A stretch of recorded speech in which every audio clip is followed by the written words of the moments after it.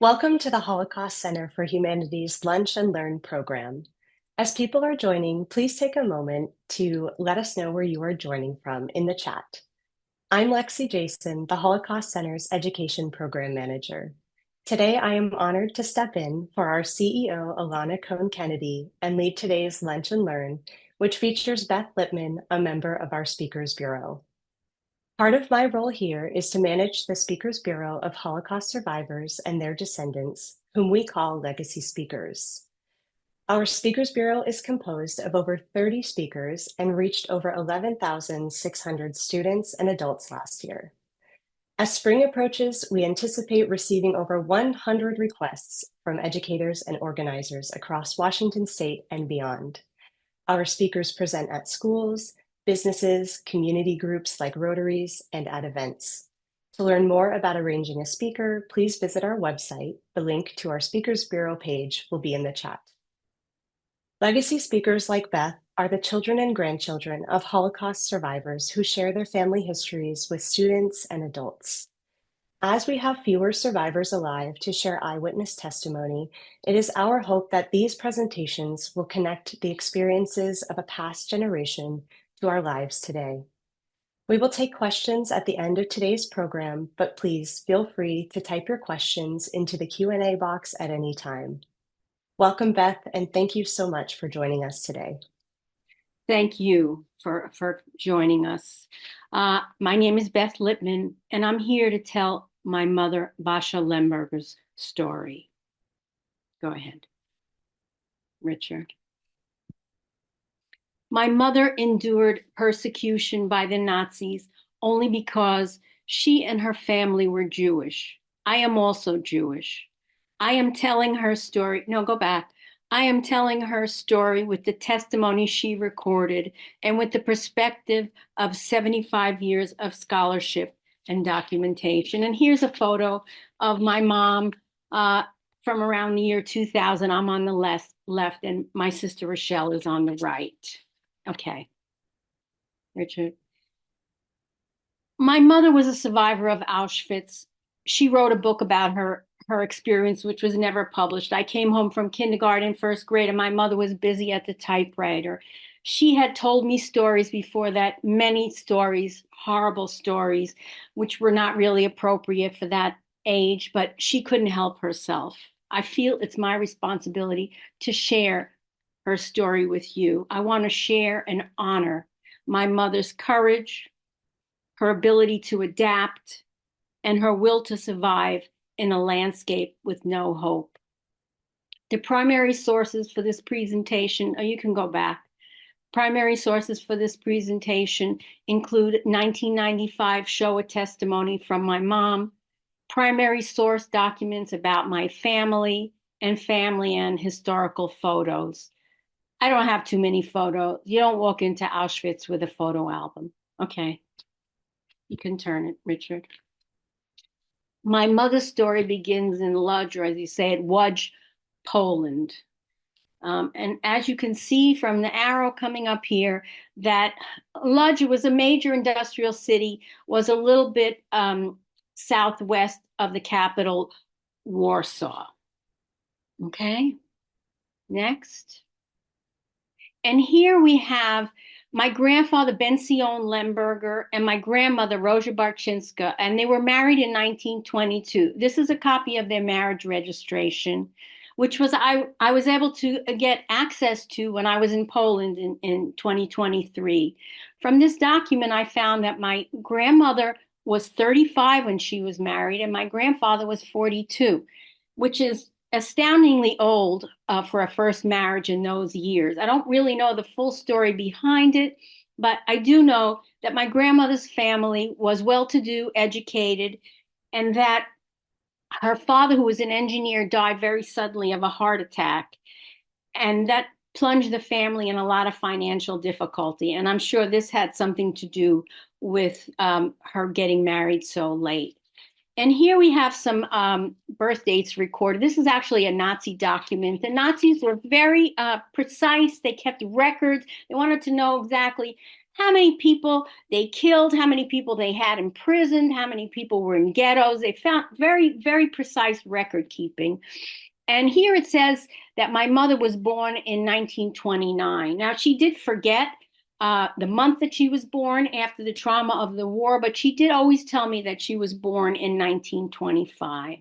Okay, next. Next slide. Richard? Okay. Prior to World War II, the Jewish population of Lodz was about 233,000 people.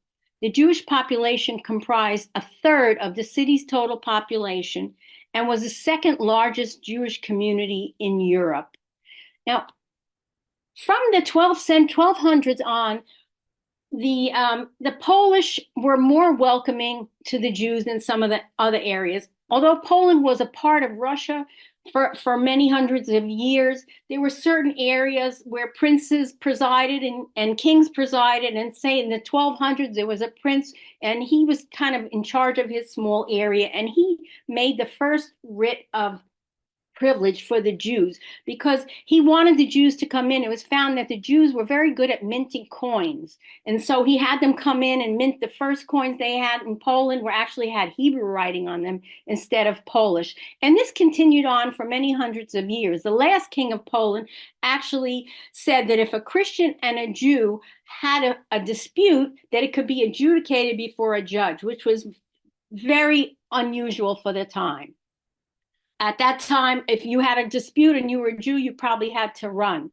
If you were in other areas of Russia and surrounding countries, let's say in the Pale of Settlement that they called a certain part of Russia, you were not allowed to own land. You could be killed. There were pogroms all the time. They would just come out and kill the Jews, burn their homes, no particular reason. You could not do certain types of work. You were not allowed to join guilds, which would allow you to do certain types of work. And they knew that the Jews lit candles on the eve of the Sabbath. So they said, okay, let's slap a wax tax on the Jews in addition to make things even less hospitable for them. So my mother's entire family lived in Lodz. I didn't know it until I did this research that my grandmother had 7 sisters, all married with children that lived in Lodz. One died young, but there were more than 60 of them. And after the war, not a single one survived. As you can see, it says Basia Lemberger there was born in 1929, and her younger sister Laya and younger brother of Chaim were born in 1924. It's clearly not correct, but the Nazis made an attempt to keep their records accurate. Now here we have below that Lemberger, Benzion, and Ruzha, my grandmother and grandfather, 1879 and 1887, and an age next to it. And that is the age at which they were killed by the Nazis. As I said, my mother had a sister, Laya, a younger sister, and a younger brother named Avram Chaim. Okay. I'll let my mother talk. Oh, my father was selling things, everything almost, from a ring to an old coat. There was a place in Lodz where they used to, like a market, and people used to come and buy things. From actually didn't have a stand, just from what he could carry on his arm. Okay. And you lived in what kind of dwelling in Lodz? It was a 6th-floor building. An apartment? An apartment. Okay. And did your mother work or? She worked, yes. What kind of work did your mother do? Stoppage, weaving. We observed all the Jewish tradition. I did see this outdoor market that my mother referenced in Lodz when I was there. Very run down, just some outdoor stalls. But my grandfather didn't even have the money to sell there. He just went on the street, sold things out of his coat, whatever he could to keep the family alive. And my grandmother worked in the textile business. Lodz at that time was the biggest textile manufacturer in all of Europe except for Manchester, which was the top one. There were huge factories there. Two of them still standing were owned by Jews. But my grandmother clearly did not own a factory. What she did was they would have these big pieces of fabric, and if there was an imperfection or a hole in them, instead of throwing them out, they would give them to these women who were trained to sew up that hole so that it looked perfect and it could be sent back to the factory and made into whatever. So this is what my grandmother did in the factory and at home. And if my mother continued living in Poland, this was to be her job. Okay. I'll let my mother speak again. It was a difficult childhood. My mother wasn't home. If she was home, she was working at home at this time, and we were small, my sister and I. She was taking in, weaving big, from the textile, from the factory, and she was doing it at home. And we only lived in one room, a small room, 5 people. We didn't have any running water. We didn't have a lavatory.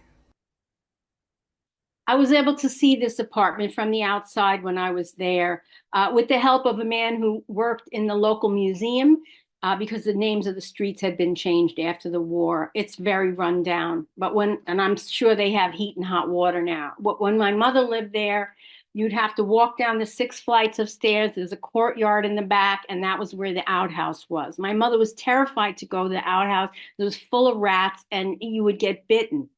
If you wanted to wash yourself, wash the room, clothes, cook, you'd have to carry the water up in buckets 6 flights. There was no central heating. Poland is very cold in the winter. They would get a little coal and they would make a fire in the center of the room, and they would heat the house and they would cook there. And then they had 2 straw mattresses for 5 people. So clearly they were very poor. Okay. Next. I went to school in a Gentile neighborhood, and this was it was a segregated Jewish school. I mean, all the schools I don't know about other cities, but Lodz, especially where we lived in it was like a Jewish ghetto. You know, poor people lived there, and I had to walk quite a distance to go to this school, which was in a Gentile neighborhood.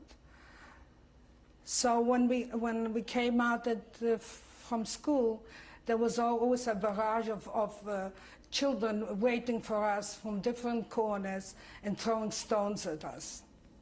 And I was very afraid of the stones, because I was afraid I was going to get blind from having stones thrown at me. So my mother told me that in the wintertime, the kids took these big rocks, as big as they could find, wrapped them up in snow, and threw them at the Jewish kids.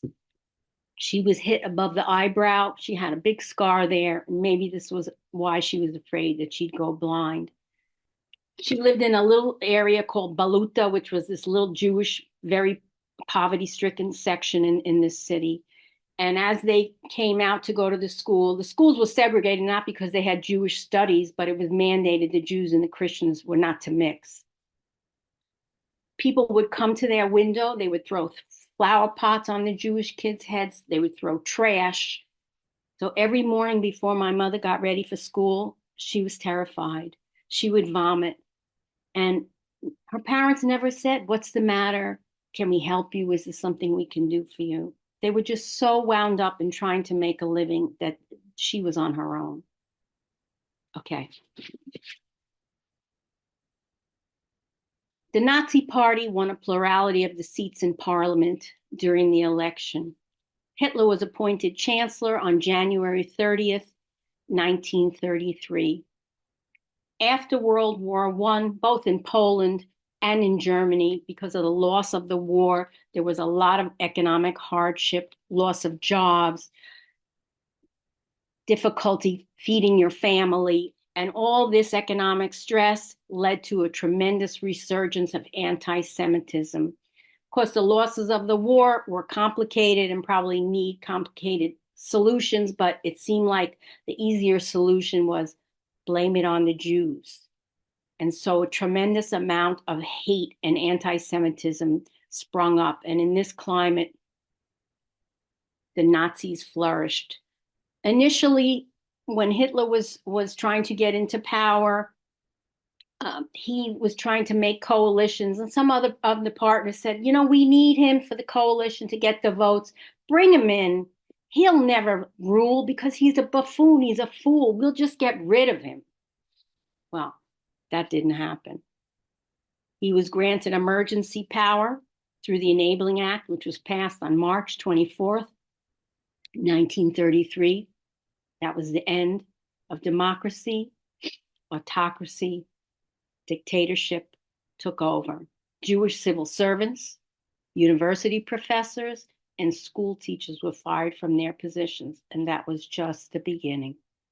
Here you can see a picture of Hitler speaking to the Bundestag, the parliament in Berlin. Okay.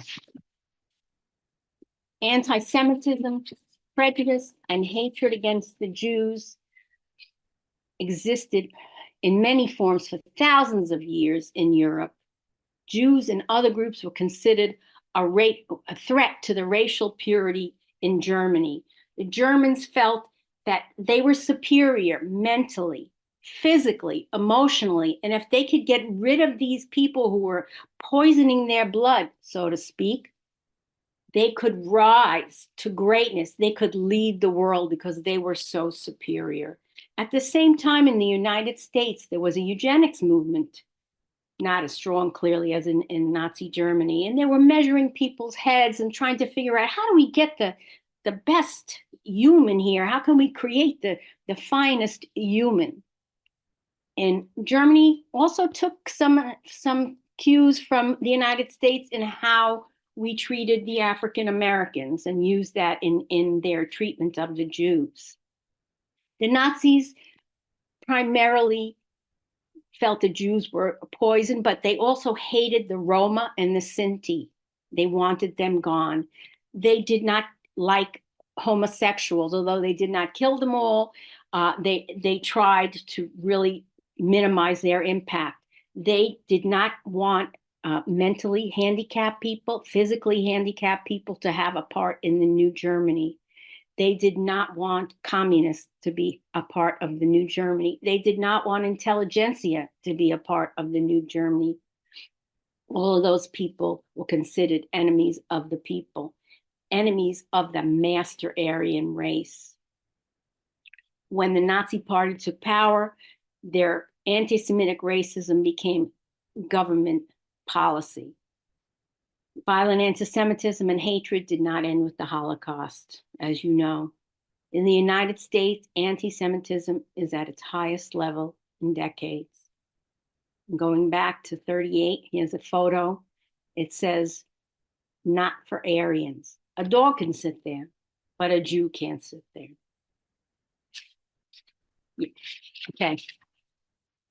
The Jews had been living in Poland since at least the Middle Ages, as I mentioned. After World War I, there was a series of pogroms and discriminatory laws. World War II began when Germany invaded Poland in 1939. At this time, 3.5 million Jews lived in Poland. Poland was able to mount a defense for a month, and then Germany occupied Poland. They started creating these ghettos to keep the Jews contained.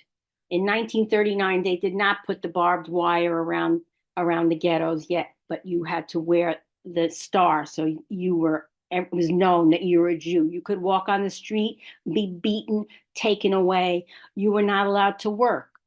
So people were starving. My mother's family got a little bit of a ration, not yet. They got a little bit of oil, a little bit of farina, and a loaf of bread. And that was for 5 people for a week. So they were starving. By 1940, the Germans had put barbed wire around some of the major ghettos, including Lodz, and built bridges above above the ghetto so that the Christians and the Poles could go back and forth, and they wouldn't have to go where the Jews were dying of all kinds of diseases. My mother's family was very hungry. Her little brother was coughing up blood. They were cold. They took every piece of wood they have, including the windowsill, chopped it up, and made fire. Then they had nothing. My mother went to the dump every day, spent the whole day there, maybe come out with a half a piece of coal, a half a rotten carrot to bring home. Her sister said, "We don't even want you to come in the house. You smell so bad." At that time, my grandfather said, "I have an idea. I had a man, he bought things from me before the war. A Polish man, is a very nice man. He always asked about the family. Mr. Wadowski. I'm going to go see Mr. Wadowski. Maybe he'll buy something from me and we can get some bread." So he went to Mr. Wadowski's house, knocked on the gate. Mr. Wadowski came down and started screaming, "I'm Volksdeutsch, Volksdeutsch now. Get away. I'm a German." My grandfather left. The next day, Mr. Wadowski and 3 Nazi soldiers came to their room, banging on the door. "Where are the valuables? Where are they?" Mr. Wadowski kept saying, "I know they have things." Searched and searched. Finally, they came out with a couple of utensils. They gave them to Mr. Wadowski, and they left. The next day, more Nazi soldiers came. "Where are the valuables? Where are they?" They couldn't find anything, so they took my grandfather to the local jail. There, they had a wall with nails in it, with the points sticking out. They took my grandfather and pushed him against the wall, pushed him against it. "Where are the valuables?" After a day of that, they finally let him go. He crawled up those 6 flights with his oozing sores, laid down on that straw mattress, pretty much never got up again. My mother was 14 when the war started. Her sister Laya was 13. Her brother Avram Chaim was 7. Okay. I'll let my mother talk. There was they put a sign out that if you're gonna want to be from 18, let's say, to 25, you can volunteer to go to a factory. We take you out of the ghetto, and we will send monthly money to you to the parents, and you will be well fed. Only you have to be able to work hard. Do you know approximately what year this was? 40. In 1940? So I went and I registered. I didn't ask my mother or father. I figured they're going to get some money. I'll get out of here, whatever it is. And when my sister heard that I did it, she went too. She registered. When my mother and her sister went to say goodbye to their parents and their brother, they didn't know if they'd ever see them again, and they never did. My mother looked for them after the war. She kind of knew they were dead, but she didn't know what happened. I was able to find that in March of 1940, they were liquidated. The ghetto was liquidated. They took them out of the ghetto. They put them in vans and brought them to Chelmno, which was another concentration camp in Poland, and they gassed them to death right in the van. Before my mother left, her mother came to her and said, "I have 2 sweaters. This is the only thing I have to give you. Take these 2 sweaters." And so my mother did. Okay.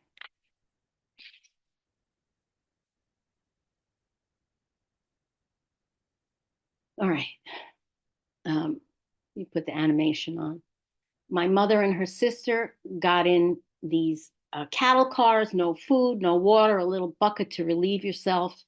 And they were taken to Poznan, which is a city a little bit northwest, closer to the border of Germany. On the left, you can see a Red Cross document which shows all the places that my mother was imprisoned by the Nazis.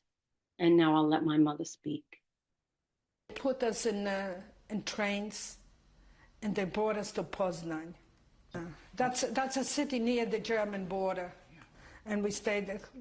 And we stayed. They put us, and they left us off on this the city of Poznan. Yes. Now this was a small camp, about 200. and it was clean at me. And mostly the women were the commander fears of this camp. It was a small camp, maybe 200, coming and going. They were always picking their, we didn't know for what, but they were always picking up the ones that were the weakest and sending them away. I realized I have to do something. When they got to the camp, they were taken out of the trains and they were put into a jail called the Capernica jail. Huge cell, nothing there but concrete floor. All these women laying on the floor. They laid there for 8 days. They did not get any food. When it was time, finally, they came out with some rations, some bread. Instead of handing them out, they took the bread and just threw it. And the women were climbing over each other, just desperate to get a piece of bread. And then the work started. They started working in the morning, and they worked all day until dark. They smashed bricks all day long for some public works project. When they got up in the morning, they were given a glass of water with a little weed in it, like a tea.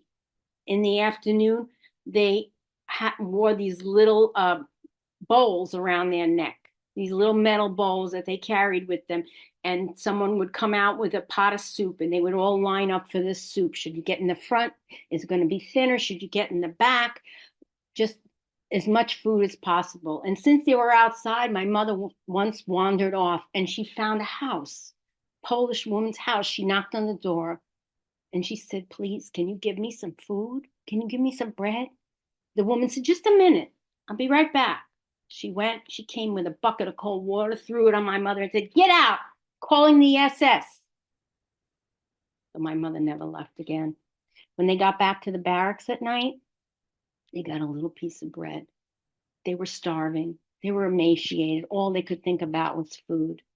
My mother made eye contact with one of the guards, and she went over and she said, "I have these 2 sweaters. Would you give me some bread for the sweaters?" He said, "Yes, yes, bring the sweaters over." So she put them down, put them down. Okay. He took out the rifle. "Get away or I'll shoot you." That was the end of the sweaters. Then she started watching the guards as they rounded a corner, and there was a window with bars on it. And she was so emaciated that if she slipped out of her prison dress, she could slip through the bars. And she went in there and she found some raw potatoes. She came out once or twice. She was shot at, but she was able to escape. And she shared these potatoes in secret with her sister. Once she went and she found bread. She thought she was in heaven. They shared the bread in secret. The next morning, when they lined them up for the count, "Who took the bread? We know one of you took the bread. You better tell us." But since they had told no one, they just kept quiet. But that was the end of the extra food, and this tremendous hunger continued. Okay. Millions of people in Nazi-controlled areas of Europe were sent to forced labor camps where they worked in factories and on construction projects. Jews were singled out for especially harsh treatment and physically punishing work. My mother had some cloths that she put under her coat so that, when she was beaten, if you stopped for a minute, you were beaten, and this cushioned the blow a little bit. There was also some very mean guards. There was a woman named Alma who took a tremendous dislike to my mother's sister, and she would jump on her stomach with those big leather boots and jump until she brought blood. This gave her great pleasure. The laborers of Poznan worked on public works, construction projects, and transport projects. When the construction was finished, these forced laborers, like my mother, were deported to Auschwitz. Okay.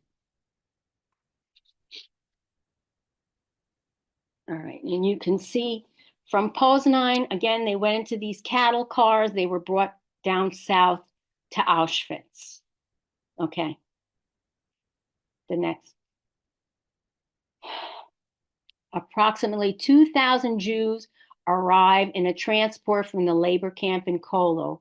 Following the selection, 441 men and 591 women, given the numbers 55121 to 55711, are admitted to the camp.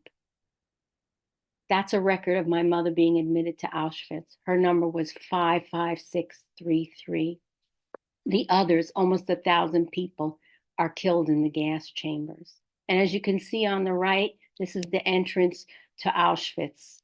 It used to be an immigration center before the war. The Nazis put all the concentration and death camps right at the end of a railroad line. They were very thoughtful. They're going to empty all the Jews from Europe by train and bring them right to the entrance of these camps. Very, very efficient. Okay. Is 55366, right? Right. And a little triangle underneath. Yeah. So this triangle was a symbol that you were a Jew. So if a guard would see you in camp, he would know right away, you are the lowest vermin. You're a Jew. He would know right away how to treat you. Okay.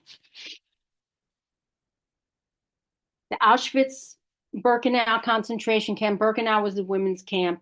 Complex was the largest of its kind created by the Nazis. 1.1 million prisoners were murdered at the Auschwitz complex. 960,000 were Jews. On the top, you have the Hungarian Jews, which were among the last of Europe to be brought to Auschwitz.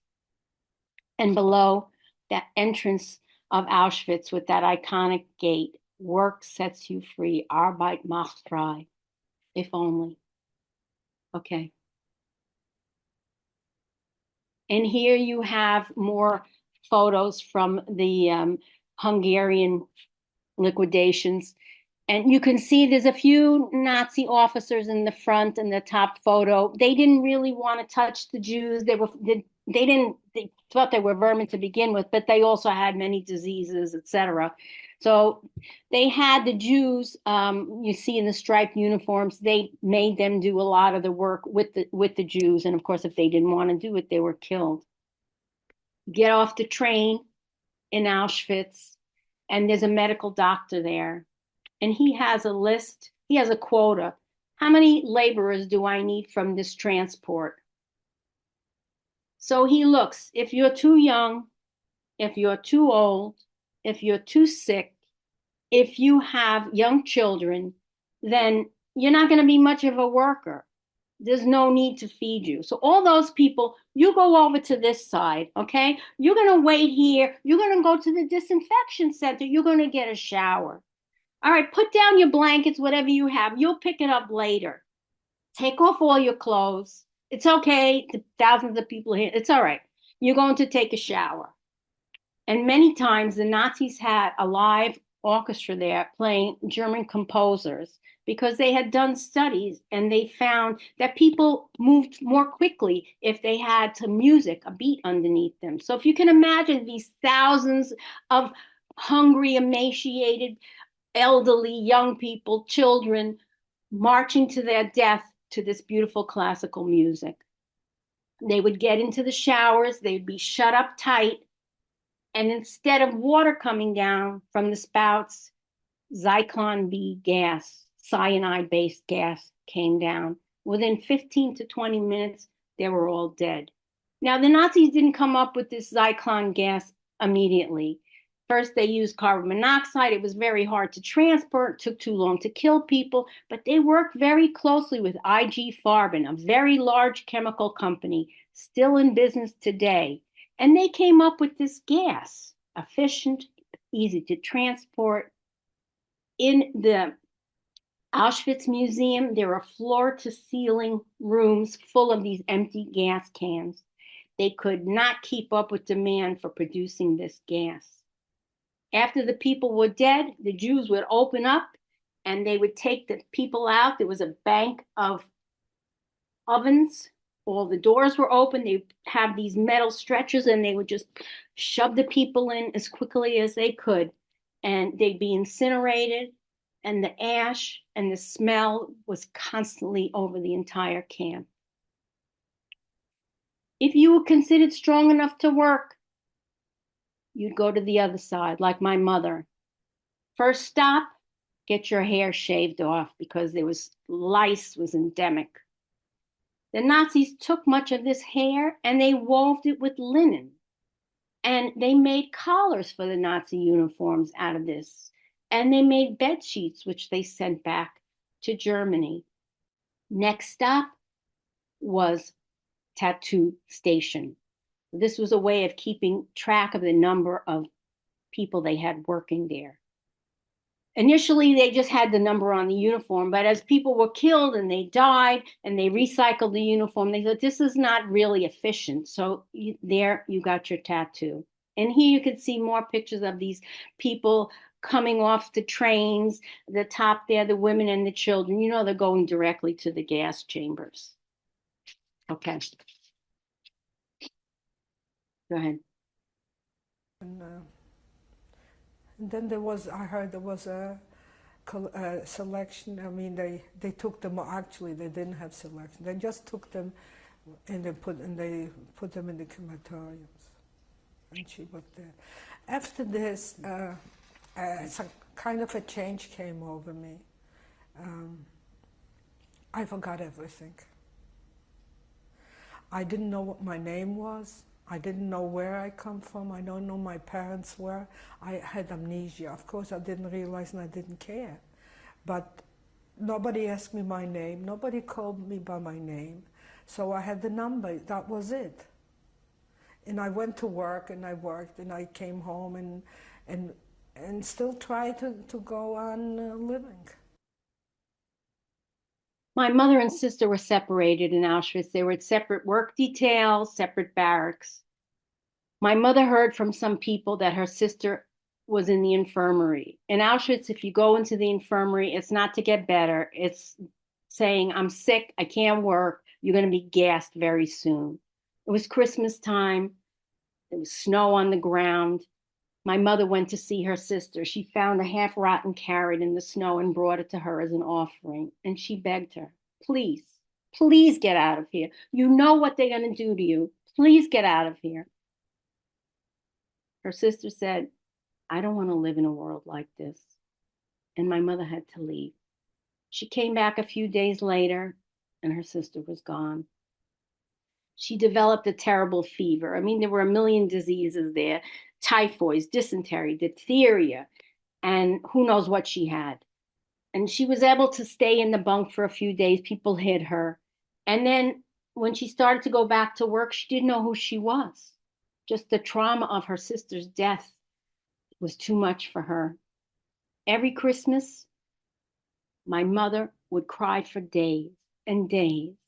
She felt guilty for her sister's death. She said, if she hadn't signed up to go to the work camp with me, who knows? Survivor guilt is a terrible thing. After my mother did these videos in 1995, so traumatic for her, she had to be hospitalized. She didn't know who she was. She had amnesia again. She didn't know who she was. She didn't know who I was. Okay. My mother worked outside in Auschwitz. She was carrying stones in the winter and the summer from one place to another. Same basic rations there. And when the second winter rolled around, she thought, I'm not going to survive. I'm not going to get through another selection the way I look with this hard work outdoors. So she decided she was going to take a bold move. She went up to an officer in the camp. She said it was Rudolf Hess. He was the head of Auschwitz for several years. She said, Nazis don't like beggars. They don't like weak people. She said, I am a strong woman. I am a good worker. I will work hard for you. I want you to put me indoors and I will work on your munitions. Could have shot her. He could have beaten her. Instead, he took her number down, and a few weeks later, she was moved indoors. She was weaving munitions, probably saved her life. Another time she was looking very bad. The doctor would come to the barracks for the selections. And this time he looked around and he said, 55366. And they would come the next day to get you. My mother thought, I'm going to hide. I'm going to hide. Where can I go? The entire camp was surrounded in electrified barbed wires. If you touched it, you died. If you went near it, they shot you anyway.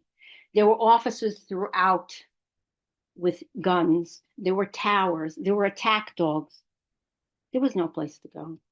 So the next day came, and there was a woman with the doctor, a young Jewish woman who had been writing down the numbers.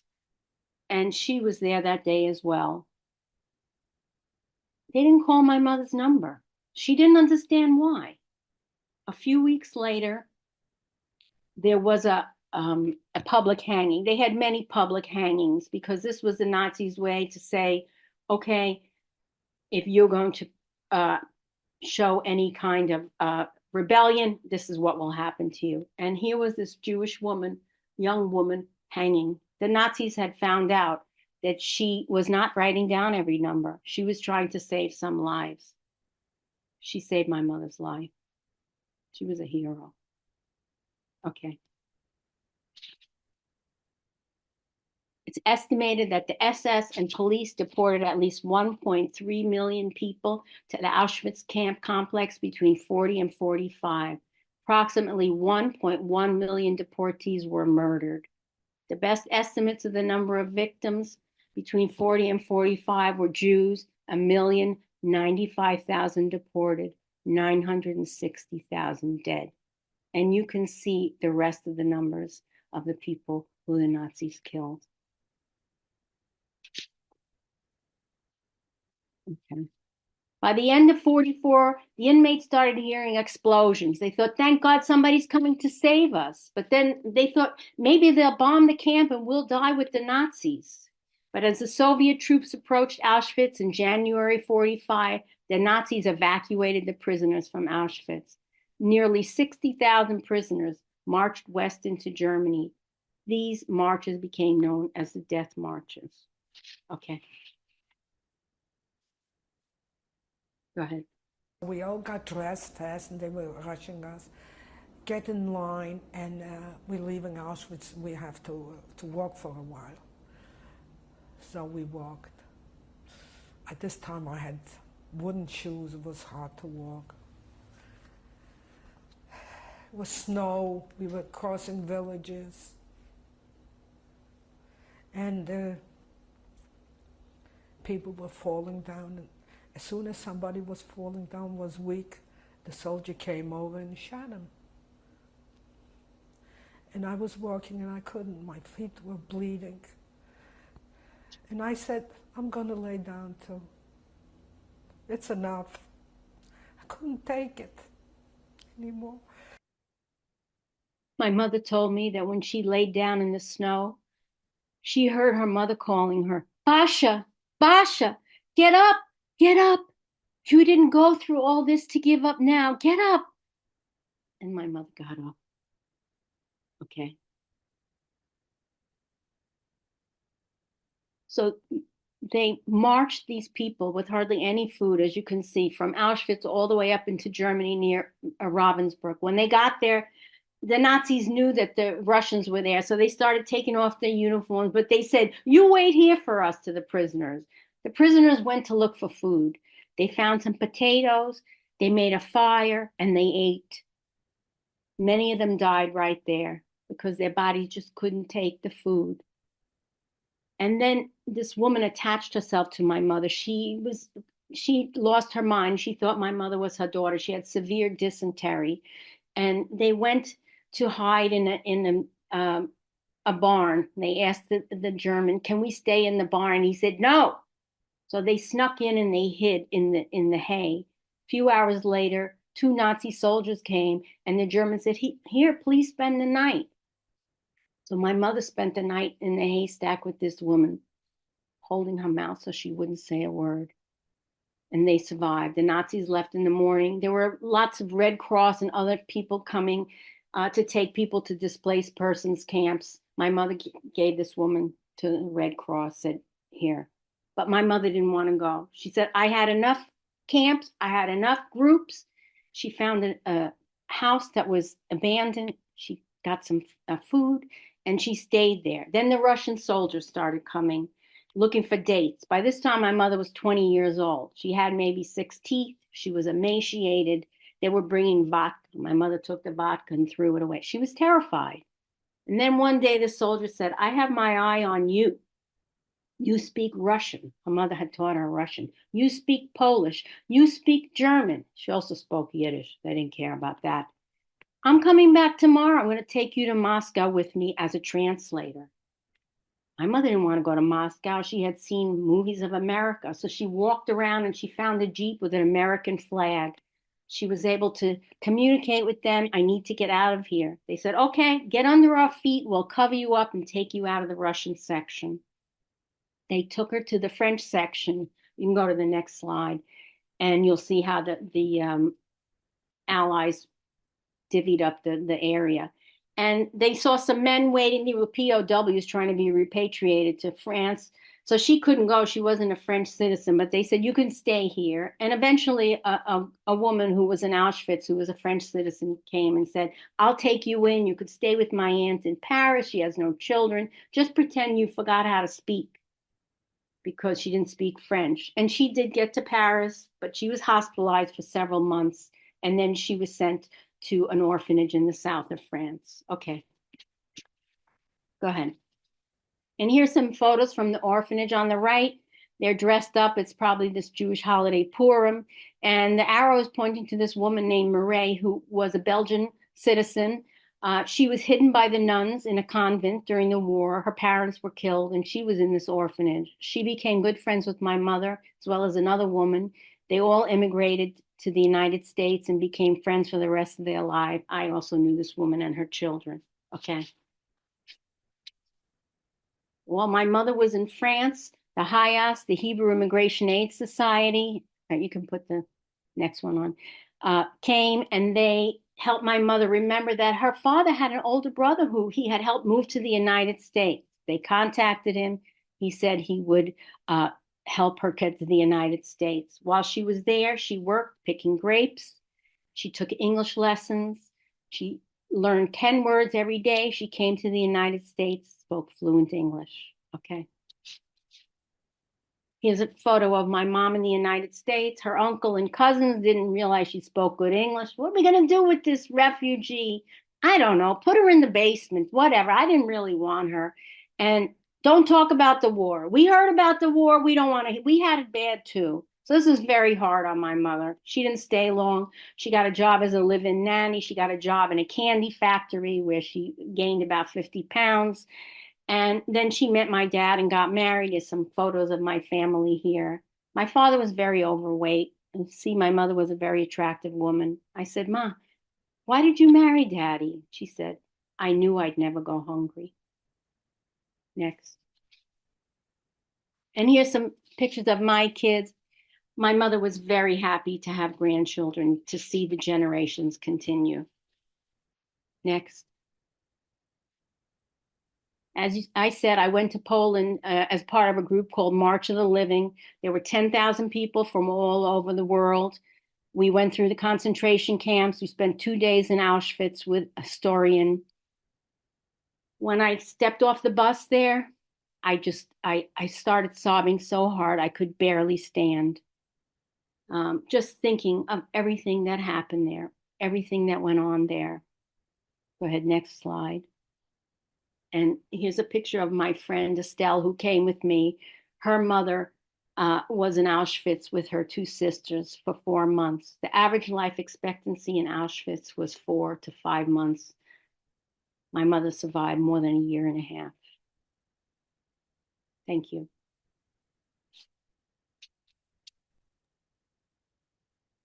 Beth, thank you so much for sharing this powerful story with us. We have a couple questions from the audience. This is from Ellen. She remarks that this is a very powerful story, and she's wondering if you could share some of the resources that you used in your research of your mother's story. Well, I had those tapes from my mother's, the 3 hours of tapes, and I had this book that my mother wrote, and I went through it with a fine-tooth comb. And then going to Poland, I was able to look at some of these original documents. And of course, the Holocaust Museum helped me tremendously in getting some of these documents and getting a little bit more historical structure around them. Thank you. Mm-hmm. I will also ask, I'm seeing, what has it been like to share this story to classes of students? I think it's a little bit overwhelming for some of them. It's a very, it's a powerful story, but I try to tell them that a lot of this starts with language, with hate speech, the way you talk about people and talk about immigrants. And I think it's important to realize that whenever we think this is impossible, this could never happen to me, or this could never happen in my country, I think we really need to take a very careful look at the way we act when we hear hate speech. And it's very important not to just be a bystander, to stand up and say something, even if it's uncomfortable. I'm wondering, you mentioned that your mother came to the States, came to New York after the Holocaust, and I know there were over 100,000 survivors that made their home in New York. I'm wondering if she ever had a community of Holocaust survivors that she connected to there. My mother didn't. She was very unusual. Most of the other survivors that I know, they married survivors, in which they met in DP camps. They had a survivor community, so they had people around them that kind of understood. My mother's thought was, I need to get away from this. I don't want to marry a European. My father was American born, even though he's first generation. I don't want to marry a European. I don't want to be in circles like that. I think in the end, it really was maybe not the best decision because it was not something she could run away from. She had flashbacks. She would get very violent. She would have, attacks where she would forget who she was again and she would be vomiting. She suffered tremendously and she did not really have the support that some other people had. Thank you, Beth. You're That welcome. concludes our questions for today. Thank you so much for sharing this presentation and your mother's experiences with us today. Thank you. Our next Lunch and Learn program will be Tuesday, February 11th from 12 p.m. to 1 p.m. Serene Thin Elk, Director of Indigenous Mindfulness at the National Native American Boarding School Healing Coalition, will present on the advocacy, education, and healing work of the NABS. Participants will learn about the impacts of the U.S. Indian boarding school policies, in addition to the efforts that are currently underway to address the devastating effects of these historical and intergenerational traumas. Storytelling and healing will be integrated throughout the presentation to highlight the voices and resiliency of Native people. If you haven't already registered, we invite you to join us in person on Sunday, January 26th, to attend our annual International Holocaust Day Remembrance Day program. Pianist Roger Peltzman will perform his one-person show Dedication, which recounts his family's history fleeing the Nazis using drama, humor, powerful images, and musical performances of everything from blues to Chopin. You can register now on our website. All of this work would not be possible without our outstanding team at the Holocaust Center. Special thanks to Richard Green, who is working behind the scenes on this program to ensure its success. And thank you to our entire team, CEO Alana Cohn-Kennedy, Jessica Michaels, Paul Regelbrug, Branda Anderson, Lori Warshall-Cohen, Charlotte Campbell, Lisa Spink, Michael Langberg, Liz Hall, Arlene Luptu, Jess Alley, Mario Felipe Bayamonte, and Rosa Campos. Thank you also to the Conference on Material Claims Against Germany for their support of this program. And thank you to all of you who are watching today. We look forward to seeing you at our next Lunch and Learn in February.